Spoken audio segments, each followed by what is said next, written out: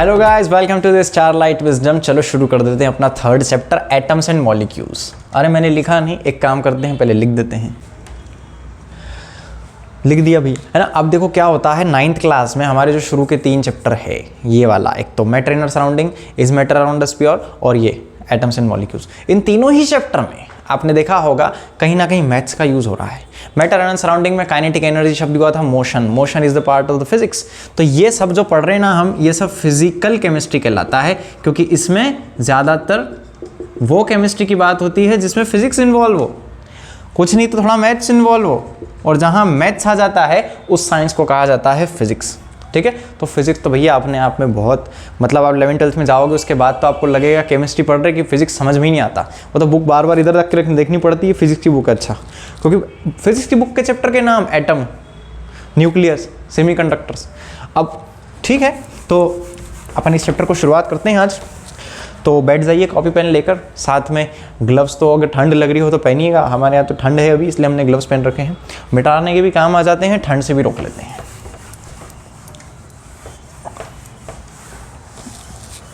चले, तो आज का हमारा जो टॉपिक है उसको शुरू करने से पहले एक छोटी सी कहानी सुन लेते हैं।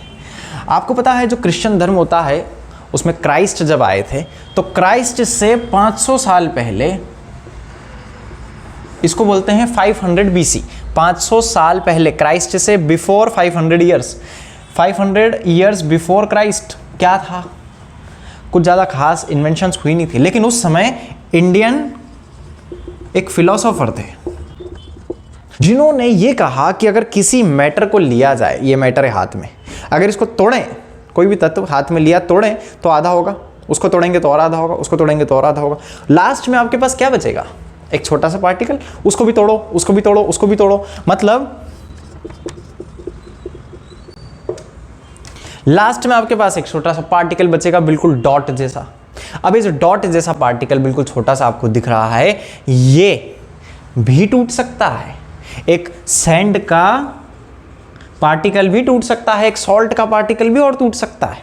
वो टूटते टूटते टूटते टूटते लास्ट में कभी तो ऐसा कुछ बचेगा, एक पार्टिकल तो ऐसा पक्का बचेगा जो अब नहीं टूट सकता, नहीं डिवाइड हो सकता, इसलिए उसको कहेंगे इनडिविजिबल पार्टिकल। यहां तक दिख रहा है? वेरी गुड, इसको बोला जाएगा इनडिविजिबल पार्टिकल। ठीक है, अब ये इनडिविजिबल पार्टिकल क्या होता है? तो उस समय ये जो महर्षि कन्नद थे, इंडियन फिलोसोफर कौन? महर्षि कन्नद ने कहा कि ये जो इंडिविजुअल पार्टिकल है इसको हम हमारी भाषा में कहेंगे परमाणु। क्या कहेंगे? परमाणु। ठीक है, उसके बहुत टाइम बाद 2 साइंटिस्ट और आए जिनका नाम था डेमोक्रिटस और एक और थे लूसिपस। अभी हम बस इनका नाम लिख के बता रहे हैं, चाहते हैं थोड़ी सी बात, कि इन्होंने भी कहा कि अगर हम फर्दर डिवीजन करते जाएंगे किसी मैटर का, किसी भी चीज़ का, मैटर मतलब एलिमेंट, कंपाउंड, कुछ भी हो सकता है, this plastic marker is also matter, इसको तोड़ते जाओ, लास्ट में वो पार्टिकल मिलेगा जो टूट नहीं सकता, इनडिविजिबल होगा, और टूट सकता है वो, टूट टूट टूट टूट टूट, लास्ट में क्या बचेगा? एक पार्टिकल बचेगा जो नहीं टूट सकता। उन्होंने कहा वो पार्टिकल होगा एटम। इंडिया ने कहा परमाणु और उन्होंने कहा एटम।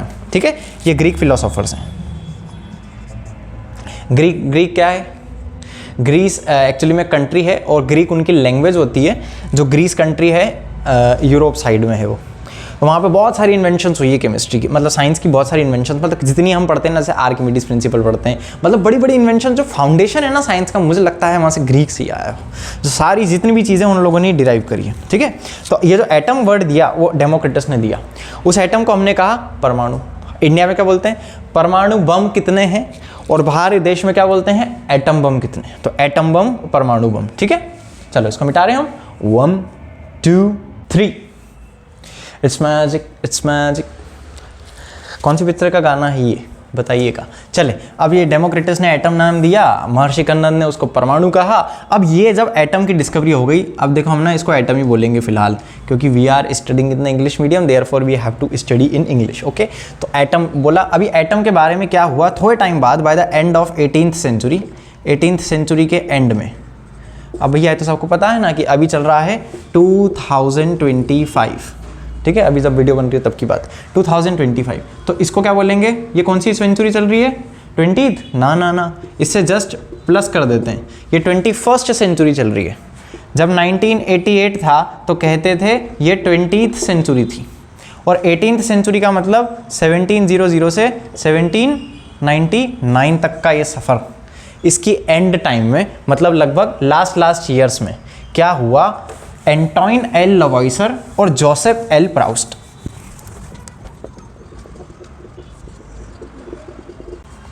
ठीक है, ये दो साइंटिस्ट थे जिन्होंने ये बताया कि भैया जो एटम है ना, यही एटम दूसरे एटम तीसरे एटम के साथ मिलजुल के प्लस हो के, मतलब मिल के, ये मार्कर है, ये ढक्कन है, ये मिल के कुछ नया बना देंगे। एक एटम दूसरे एटम से मिलकर कुछ नया बना देता है। जैसे एक छोटी सी बात मैं बताना चाहता हूँ बस शुरुआत में, ताकि आप लोग को समझ में आ जाए, क्लियर हो जाए कि एक एटम होता है सोडियम का, जिसका सिंबल होता है Na, ठीक है, सबको पता है ना ये तो। अच्छा चलो इजी वाला लेते हैं। मान लो हाइड्रोजन है, हाइड्रोजन का H, ऑक्सीजन का O, ये कंबाइंड होके क्या बनाते हैं, पानी, मतलब H2O, ठीक है।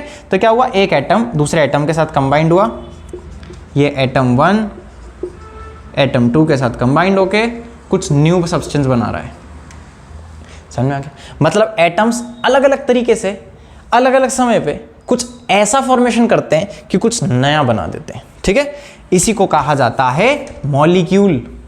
एटम्स कंबाइंड होके मॉलिक्यूल बना देते हैं। चैप्टर का नाम क्या है, एटम्स एंड मॉलिक्यूल्स। खत्म चैप्टर, खत्म। चलो मैंने गलती से वो भी मिटा दिया है, उनका नाम आप लोगों को याद हो, एंटोइन एल लवॉइसर, मैं केवल एंटोइन लिख रहा हूँ अब, और Joseph L Proust, sorry Joseph L Proust, ठीक है। अभी एंटोइन एल लवॉइसर और जोसेफ एल प्राउस्ट बोल के बताओ, Antoine L Lavoisier Joseph L Proust बोल के बताओ। अब क्या होता है, इन दोनों ने ये बताया, ये क्या है, उन दोनों को कंबाइन नहीं करना है। अब क्या होगा, जब एटम एटम के साथ कंबाइंड होगा, जब एटम एटम के साथ कंबाइंड होगा तो कुछ नया बनेगा।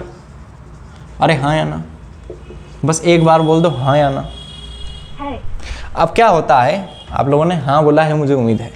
एटम एटम से कंबाइंड होकर न्यू सब्सटेंस बना रहा है, इसको क्या बोलेंगे, कॉम्बिनेशन हुआ है। क्या हुआ है, कॉम्बिनेशन हुआ है। तो कॉम्बिनेशन होगा कैसे, कब, किसका, कितना, वो सब बताया इन दोनों ने, ठीक है। ये भी ग्रीक के साइंटिस्ट हैं, मतलब ग्रीक लैंग्वेज के हैं ये, मतलब ग्रीस कंट्री के। तो इन्होंने लॉज ऑफ केमिकल कॉम्बिनेशन दिए, लॉज ऑफ केमिकल कॉम्बिनेशन दिए। अब ये क्या था भैया लॉज ऑफ केमिकल कॉम्बिनेशन, तो इन्होंने कहा कि जब भी कोई एटम कंबाइंड होता है, जैसे मैंने कहा मान लो, अरे बस एक बार के लिए मान लो कि इसका वजन 2 ग्राम है और इसका वजन 1 ग्राम है, ये 2 ग्राम 1 ग्राम, इनको मिला देंगे तो टोटल कितना ग्राम हुआ। सब लोग चिल्ला कर कहना चाह रहे हैं, ठीक है। अब क्या हुआ, हमने कहा कि अगर 1 ग्राम 2 ग्राम से ऐड होता है तो वो 3 ग्राम बनाता है। क्या ऐसा हर जगह पॉसिबल है, सही है, क्या लगता है आपको कि अगर जितने ग्राम में ऐड हो रहा है उसका टोटल ही होगा हमेशा? तो इन्होंने कहा जी हाँ बिल्कुल, जितना इसका एटम का वेट है, जितना इसका मास है, मास मतलब वजन है, जितना इसका वजन है न्यू सब्सटेंस का उसका प्लस होगा। मतलब जो मास इधर था टोटल, उतना ही मास इधर होगा टोटल। टोटल मतलब देखो इसका टोटल कितना है, 1 + 2, इधर भी 3 ग्राम है और इधर भी 3 ग्राम का ही नया सब्सटेंस बनेगा। जैसे हमने कहा हाइड्रोजन गैस ऑक्सीजन गैस से रिएक्ट करके क्या बनाती है, वाटर। मान लो मैंने इसको 2 ग्राम लिया है, इसको 8 ग्राम लिया है, तो पानी कितना ग्राम बनेगा, 10 ग्राम। समझ में आ गया।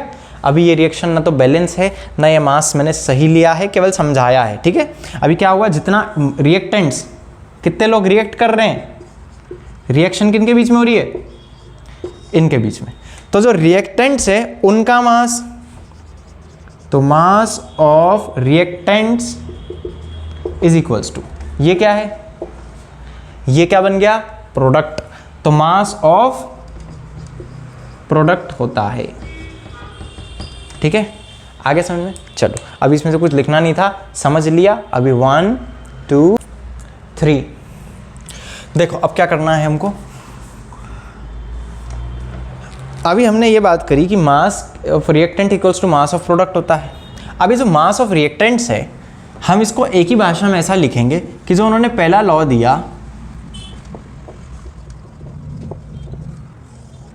जो उन्होंने फर्स्ट लॉ दिया था वो ये था, ये first law of chemical combination है।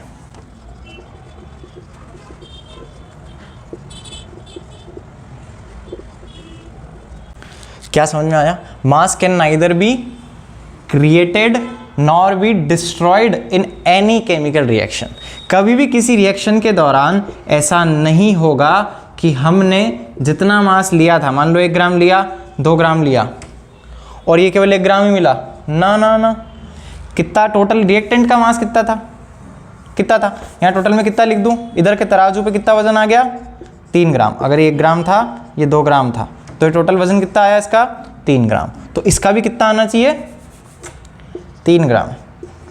लेकिन अगर बाय चांस वेइंग मशीन ये बता दे कि ये 1 ग्राम का ही आया भैया, यहाँ पर रास्ते में कुछ हुआ है, तो रास्ते में कभी कुछ नहीं होता है। ये लॉ का मतलब होता है which is truth at every point, any time, everywhere. हमेशा सही रहेगा। जितना मास रिएक्टेंट का था उतना ही मास यहाँ पर प्रोडक्ट का होगा। होना चाहिए, हो सकता है वाली बात नहीं है, होगा। क्योंकि जितना रिएक्ट कर रहा है उतना ही प्रोडक्ट बनेगा ना, कहीं गायब थोड़ी होगा। क्योंकि क्या बोला? मास कैन नाइदर बी क्रिएटेड, बन नहीं सकता ना डिस्ट्रॉय हो सकता है। अगर डिस्ट्रॉय हो जाता तो यहाँ 3 ग्राम नहीं मिलता, थोड़ा कम मिलता, 1 ग्राम मिलता या 2 ग्राम मिलता। अगर डिस्ट्रॉय हो जाता तो कम मिलता। और अगर और क्रिएट हो जाता, मास कहीं से आ जाता, तो 3 ग्राम की जगह 4-5 ग्राम मिल जाता, 4 ग्राम 5 ग्राम अगर क्रिएट हो जाता तो। लेकिन ना क्रिएट हुआ है ना डिस्ट्रॉय हुआ है, मतलब ना 1 मिला ना 2 मिला ना 4 मिला ना 5, हमको मिला 3 ग्राम। समझ में आ गया? अब भैया देखो क्या है, एक क्वेश्चन हम कर लेते हैं फटाफट से इसके ऊपर। मान लो हमको ऐसा दिया हुआ है कि HCl plus NaOH forms NaCl plus H2। ठीक है, एसिड बेस से रिएक्ट करके सॉल्ट और वाटर बनाता है। ठीक है, अब ये याद करने की ज़रूरत नहीं, केवल हम समझने की कोशिश कर रहे हैं। मान लो ये 5 ग्राम था और ये 13 ग्राम था, ये 9 ग्राम है, तो आपको ये बताना है कि पानी कितने ग्राम बनेगा, कितने ग्राम बनेगा। जल्दी से बता देंगे सब। चले पॉज करके फटाफट से इसको ट्राई करेंगे। 1 2 3 पॉज करके करेंगे, फिर मैं करता हूँ ना। कर लिया पॉज, ट्राई कर लिया। कितना आया? कितना आया? इनका रिएक्टेंट का सम कितना आया? तो पहले हमको ये लिखना पड़ेगा कि हमको ये पता है कि mass of reactant is equals to mass of product होता है। होता है? हाँ या ना? अरे होता है कि नहीं? होता है। मास ऑफ रिएक्टेंट कितना है? यहाँ पे हम लिख देंगे 5 ग्राम प्लस 13 ग्राम। और इधर प्रोडक्ट साइड में कितना है? ये रिएक्टेंट था ना, और इधर प्रोडक्ट है। ये आपको डिज़ाइन नहीं बनानी, केवल समझाने के लिए मैंने सेपरेट किया है उसको। इधर 9 ग्राम प्लस, हम इसको मान लेते हैं x ग्राम। ठीक है, अब इधर 5 प्लस 13 कितना हो गया? 18 ग्राम। और इधर 9 प्लस x है। ठीक है, अब इधर ग्राम वाम हटा लेते हैं। अब ये क्या 9 में क्या प्लस करे कि 18 आ जाए? 9 प्लस 9 18, मतलब कितना आएगा? ये आप लोग निकाल लेंगे 9 ग्राम। मतलब ये कितना था? वाटर 9 ग्राम होगा। समझ में आ गया? तो कंजर्वेशन ऑफ मास क्या बताता है कि जितना रिएक्टेंट होगा उतना ही प्रोडक्ट बनना चाहिए। और इसकी मदद से हम ये बता सकते हैं कि कितना ग्राम प्रोडक्ट दूसरा वाला बन रहा है, अगर एक हमको पता है। ठीक है, चलें अब क्या होता है, देखो इसमें क्या समझने में नहीं आया। एक्चुअली में ऐसा हो सकता है कि अगर हम किसी चीज़ को हीट कर दें, तो हीटिंग के दौरान अगर A B के साथ रिएक्ट करके C प्लस D बना रहा है, जैसे अभी हमने बात करी ना NaOH HCl NaCl H2O, तो क्या हो रहा है? एक चीज़ दूसरे से रिएक्ट करके 2 चीज़ बना रही है। अगर मान लो ये गैसियस फॉर्म में उड़ के बाहर हो जाए तो क्या होगा? इसका वजन कम दिखेगा हमको, हमको लग रहा है कम हो गया, लेकिन वो जो गैस थी ना, आप यहाँ पे प्लेट ढको, इस पे इसको बंद कर दो और इसके अंदर जो गैस है उसका वजन नापो। इसका वजन और इसका वजन दोनों बराबरी से ऐड होना चाहिए, तब जाके इसका वजन बनेगा। कई बार क्या होता है, कोई रिएक्शंस में भाप उड़ निकल के बाहर आ जाती है। अब क्या हुआ? अब भाप निकल गई तो उसका जो वजन था वो तो मेजर हुआ ही नहीं। तो जैसे मान लो अगर ये 1 ग्राम की भी थी, ये 3 ग्राम का था, ये 2 ग्राम का था और ये 2 ग्राम का था। तो 2 और 2 कितना हो गया इधर? 4 ग्राम। ये भी कितना होना चाहिए? 4 ग्राम। हाँ है ना, 4 ग्राम है। लेकिन क्या होता है, हम ये ऊपर का लिड लगाना भूल जाते हैं, तो क्या हो जाता है, गैस उड़ जाती है। अब हम उस बीकर को नापते हैं, ये गैस तो उड़ गई बाहर, ये गैस उड़ गई बाहर, ये देखो ये गैस ऐसे उड़ गई बाहर, डी मतलब 1 ग्राम बाहर हो गया। तो अब इस बीकर को उठा के हमने वेइंग मशीन पे रखा, बर्नर से हटा के, और इधर क्या देखने में आया कि ये केवल 3 ग्राम ही है। ये सी का वजन है, क्योंकि डी तो हवा में उड़ गया, समझना? तो डी को भी पकड़ के लाओ, उसको पकड़ के वापस लाओ, ये लो। अब नापो, अब कितना आ जाएगा? 4 ग्राम। समझ में आया? मतलब जितना टोटल मास रिएक्टेंट का होता है उतना ही प्रोडक्ट का होता है, बशर्ते कि लास्ट तक आपके पास सारे प्रोडक्ट उसमें रहने चाहिए। चलें अब फटाफट से हम देख लेते हैं सेकंड लॉ क्या होता है।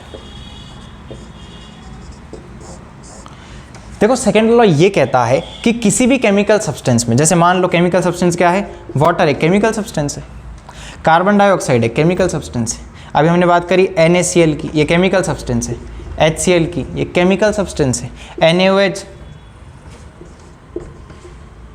बहुत सारे कंपाउंड्स होते हैं, ठीक है, करोड़ों लाखों पद्मों कितने कंपाउंड बन जाएंगे, केवल कार्बन ही अपने आप में करोड़ों बना देता है कंपाउंड।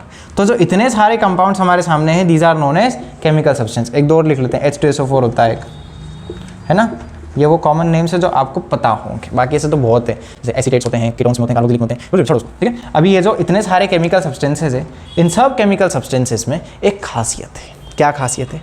H2 कहाँ से ले रहे हैं? मैंने कहा हमारे घर से लिया जाए। हमारे घर में आओ, किचन में जाओ, और किचन में भी जाने के बाद मटका रखा है, उसके पास में जाओ और वहाँ से एक बूंद उठाओ, वो किसकी होगी? H2O की।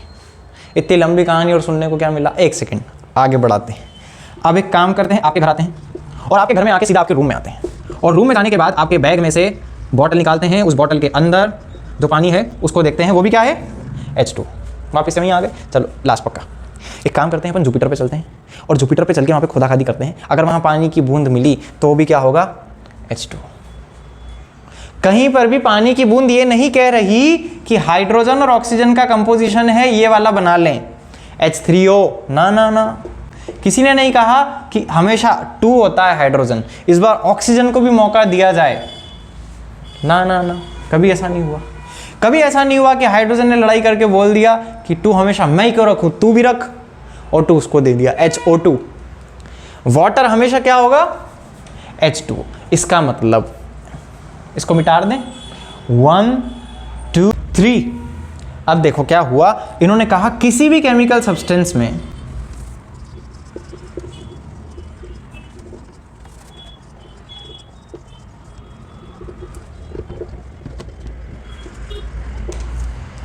इन एनी केमिकल सब्सटेंस, कोई सा भी ले लेते हैं, एग्जाम्पल मान लेते हैं CO2, ठीक है, CO2, इस पर बड़ा लिख लें अच्छे से, CO2 ये केमिकल सब्सटेंस है। क्या है ये? Chemical substance. पहली लाइन याद हो गई, इन एनी केमिकल सब्सटेंस, कोई सा भी, CO2, HCl, H2O, in any chemical substance जो एलिमेंट्स होते हैं, सेकेंड चैप्टर पढ़ लिया है आप लोगों ने अच्छे से, तो एलिमेंट्स में क्या समझ में आया था? एलिमेंट्स मतलब होता है प्योर फॉर्म ऑफ कोई भी चीज़ जो अकेली हो, जैसे कार्बन अपने आप में बहुत सारा हो, 1 हो, 2 हो, 3 हो, लेकिन केवल कार्बन होना चाहिए एकदम प्योर फॉर्म में, तो उसको कहा जाता है एलिमेंट। तो ये कार्बन अपने आप में एक एलिमेंट है। क्या है ये? एलिमेंट। इसमें एक ऑक्सीजन अपने आप में क्या है? एलिमेंट। और दूसरा ऑक्सीजन अपने आप में क्या है? एलिमेंट।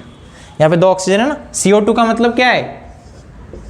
ये CO2 है, इसमें ये एलिमेंट है, ये एलिमेंट है, ये एलिमेंट है। O2 एलिमेंट नहीं है, वो कंबाइंड हो गए ना 2 एटम, वो मॉलिक्यूल बन गया था, ठीक है। चलो अभी तक डिटेल में नहीं जाना। ये जो CO2 है, it is the chemical substance in which the elements are always present in definite proportion. उनका रेशियो हमेशा सेम होगा, डेफिनेट होगा, उनका रेशियो सेम होगा। किसका? ये देखो कार्बन कितने हैं यहाँ पे, 1, ऑक्सीजन कितने हैं, 2। मैं ऑक्सीजन लेता हूँ, कार्बन डाइऑक्साइड रिलीज करते हैं हम लोग, तो ये जो 1 और 2 का रेशियो है ये हमेशा रहेगा। लेकिन यहाँ पर एक बात और लिखी है, वो ये है बाय मास। इसका मतलब जितना कार्बन का मास यहाँ पर है, मास ऑफ कार्बन, और जितना यहाँ पर मास ऑक्सीजन का है, मेरे द्वारा एक्सहेल की गई सांस या आपके द्वारा की गई या प्लांट्स के द्वारा बनाई जाने वाली ऑक्सीजन, और वो जो लेते हैं कार्बन डाइऑक्साइड, किसी भी कार्बन डाइऑक्साइड को उठा लो, उसमें कार्बन का उतना ही मास होगा जितना उसके कार्बन डाइऑक्साइड में है, जिसका उसके कार्बन डाइऑक्साइड में। इसका मतलब मास रेशियो के हिसाब से यहां पर बात हो रही है, ये डेफिनेट होगा, कांस्टेंट होगा। क्या होगा?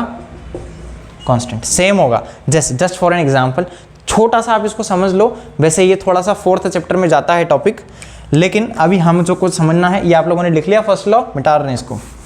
अभी जो हम लोगों को समझना है ना, ये सेकंड लॉ, इसके लिए बस थोड़ा सा समझ लेते हैं। हाइड्रोजन का मास होता है 1U, जैसे ग्राम, मिलीग्राम, और छोटा करते जाओ तो लास्ट में बचेगी U। एटम का मास कैसे निकालेंगे? जैसे ऑक्सीजन होता है, इसका मास होता है 16U, और कार्बन का होता है 12U। ठीक है, अब ये हमारे पास 3 मास हैं यहाँ पर। अब एक बात फटाफट से समझ लेते हैं, H2O और CO2 की। बस 1 मिनट और समझ लें, फिर इस क्लास को अपन ख़त्म करते हैं, क्योंकि ये अपने आप में बहुत डिटेल हो जाएगी। नहीं तो H2O, अब इसमें कितने हाइड्रोजन है भैया? हम लिखेंगे इसमें 2 हाइड्रोजन है और 1 ऑक्सीजन है कि नहीं? अब ये 2 हाइड्रोजन के हिसाब से इसका वजन कितना होगा? 1 हाइड्रोजन का कितना है? 1, तो 2 हाइड्रोजन का कितना होगा? 2। ठीक है, और 1 ऑक्सीजन का कितना वजन है? 16, ये 16U है। Elements are always present in definite ratio. Proportion का मतलब क्या है? इनका क्या निकालना है हमको? रेशियो। तो 2:16, मतलब इसको काट दो भैया। 2:16 का मतलब क्या होता है? ये किसको नहीं पता ये बताओ। डिवाइड करना, रेशियो क्या होता है? डिवाइड करना, मतलब इसका क्या हो जाएगा? इसको काट के लिख दूं यहीं पे, 1:8। 2 8 जा 16, तो 1:8 आ गया। तो वाटर का क्या मास रेशियो होता है? 1:8। कार्बन डाइऑक्साइड का निकालें फटाफट से। कितने कार्बन है? 1। किसका रेशियो लेना है? 2 ऑक्सीजन का। ठीक है, 1 कार्बन का मास कितना है? 12U, मतलब 12U। किसका रेशियो है? 2 ऑक्सीजन, या ऑक्सीजन लिखा, 20 नहीं लिखा।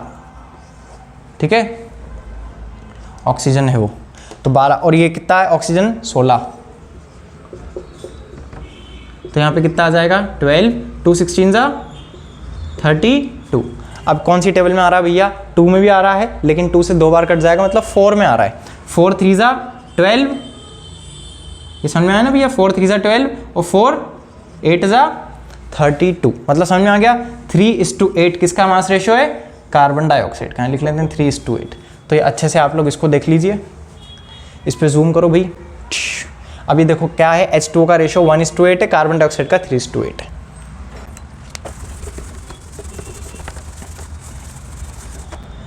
अब एक और निकाल लेते हैं फटाफट से। अगर मैं आप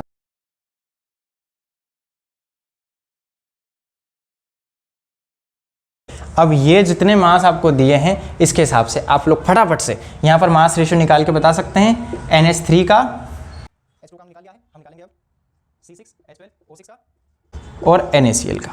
ठीक है, इन तीनों को फटाफट से आप पॉज करके निकाल के बताएंगे। मैं जब तक ये मिटा लूँ। अच्छा, फिर आप लोग कहाँ से दिखेंगे? चलें, हम NH3 का बताते हैं। 1 नाइट्रोजन और 3 हाइड्रोजन।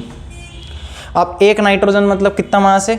1 का 14, 14, और यहाँ पर 3 हाइड्रोजन का कितना हो जाएगा? 3। तो NH3 का रेशियो कितना आ गया? 14:3। कितना ईजी था। चलें, NaCl H12O6, कितने कार्बन है? 6। इसका रेशियो किसके साथ जाएगा? 12 हाइड्रोजन है, आहा, और कितने ऑक्सीजन है? 6। 6 कार्बन, मतलब 6 इंटू 1 कार्बन का कितना होता है? 12। किसका रेशियो चाहिए अब? 12 हाइड्रोजन। 12 हाइड्रोजन मतलब 12 इंटू 1। ठीक है, ये लाइन में इसलिए खींच रहा हूँ ताकि ये समझ में आते जाए, ये बीच का है। हाँ, 6 ऑक्सीजन मतलब 6 इंटू 16। ऑक्सीजन का कितना मास था? 16U। अब 6 12 जा 72, मतलब 12 6 जा 72, और 12 1 जा 12, और 16 6 जा, ये 6 6 जा 36, और 6 1 जा 6 + 3 9, तो 96 आ गया। अब ये रेशियो आ गया। ये कट रहा है क्या? तीनों नंबर एक से ही कटने चाहिए। देखो 2 से सब कट रहे हैं, और जिसको आ रहा है वो फटाफट से इसको पूरा का पूरा 12 से एक बार में काट दो। 12 की टेबल आती है आप लोगों को। 12 6 जा 12 वन जा और 12 8 जा। ये कौन सा ऑर्डर आया है? CHO का ऑर्डर है। ये क्या है? CHO का क्या ऑर्डर आया? 6:1:8।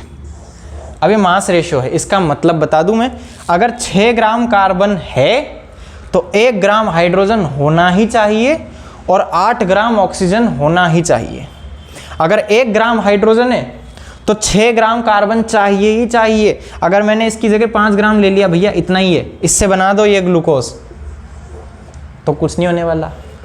मतलब जितने ग्राम हाइड्रोजन ले रहे हो 6 गुना कार्बन लेना पड़ेगा और हाइड्रोजन का 8 गुना ऑक्सीजन लेना पड़ेगा। ये कहलाता है मास रेशियो। ठीक है, जिसको समझ नहीं आया कोई बात नहीं, ये अभी के लिए बस इतना काफ़ी है। जिसको आगे बहुत अच्छी बात है, NaCl, Na:2Cl का रेशियो क्या होगा? मास रेशियो बताओ। Na का कहाँ है? ये रहा 23 और ये क्या है? 35.5। भैया ये दोनों ही अपने आप में किसी से भी कटने वाले नहीं है, इसलिए छोड़ देते हैं इसको। यहीं पे इसका रेशियो, ये रेशियो इसका, यही रेशियो इसका। तो 23 ग्राम जब Na मिलेगा तब वो 35.5 से रिएक्ट कर पाएगा। इसका मतलब समझ में आ रहा है? इसका मतलब बस इतना सा है कि अगर मैं इसकी जगह 46 ग्राम सोडियम लूं तो इसका जस्ट डबल, मतलब 71 ग्राम क्लोरीन चाहिएगा। समझ में आए? इस पर क्वेश्चन कर लेते हैं ताकि और क्लियर हो जाए। देखो, अब आपके एनसीईआरटी में क्वेश्चन दिया है, उन्होंने कहा है कि जो वाटर है, वाटर का रेशियो क्या होता है? क्या होता है मास रेशियो? भूल गए? कोई बात नहीं, फटाफट से निकाल लेते हैं। 2 हाइड्रोजन 1 ऑक्सीजन, 2 × 1 1 × 16, तो 2:16, मतलब 1:8। तो रेशियो कितना आया इसका? 1:8। समझ में आ गया? चले अब देखो, ये जो रेशियो आया है 1:8, इसके हिसाब से इन्होंने क्वेश्चन पूछा है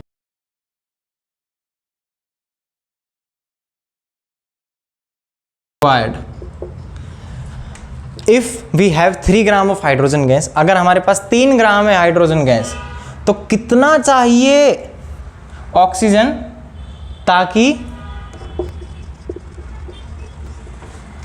ताकि कंप्लीटली रिएक्ट हो जाए? इसका मतलब 3 का 3 पूरा जो हाइड्रोजन है ना, ये यूज हो जाना चाहिए। अब एक बात बताओ, इस 1:8 का मतलब क्या है? ये किसका रेशियो था? Hydrogen is to oxygen. अगर आप हाइड्रोजन को 1 ग्राम ले रहे हो तो ऑक्सीजन को कितना लेना पड़ेगा? 8 ग्राम। अच्छा, इसका थोड़ा सा आगे बढ़ाते हैं इसको। अगर इसको 2 ग्राम ले रहे हैं, डबल कर दिया मैंने अमाउंट, तो इसको भी डबल कर दो। इधर कितना होना चाहिए? 16 ग्राम। ठीक है, अब इन्होंने पूछा है 3 ग्राम हाइड्रोजन गैस, तो मैं लिखूंगा, अब देखो क्या करना है हमको। यहां पर लिखा हुआ है H2O हैज मास रेशियो 1:8। इसका मतलब क्या है? ये आंसर चल रहा है हमारा। इसका मतलब क्या है? It means 1 gram of hydrogen reacts with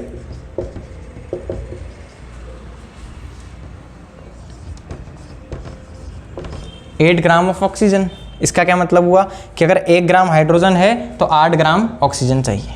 तो इसको हम ऐसे लिख सकते हैं, 1 ग्राम हाइड्रोजन को 8 ग्राम ऑक्सीजन चाहिए। अब यूनिटरी मेथड लगाते हैं, हम तो महारथी भैया यूनिटरी मेथड के। 1 ग्राम हाइड्रोजन तो 8 ग्राम ऑक्सीजन। तो उन्होंने पूछा 3 ग्राम को कितना चाहिए? कितना चाहिए? तो क्रॉस मल्टीप्लाई कर दो। कैसे करते हैं क्रॉस मल्टीप्लाई? ये ऊपर जाता है, ये नीचे आता है। 3 8 के पास जाएगा, 3 8 के पास जाएगा, और 1 बोल रहा है मुझे नीचे जाना है। देखो कहाँ जा रहा है, ये 1 नीचे जा रहा है इधर। ठीक है, तो सीधी सी बात है। वैसे तो 1 × 3 हुआ तो 8 × 3 24 ग्राम हमको ऑक्सीजन चाहिएगी। समझ में आ गया? अब इसका जैसा एक सेम क्वेश्चन हम वापस कर लेते हैं, 1 सेकेंड में।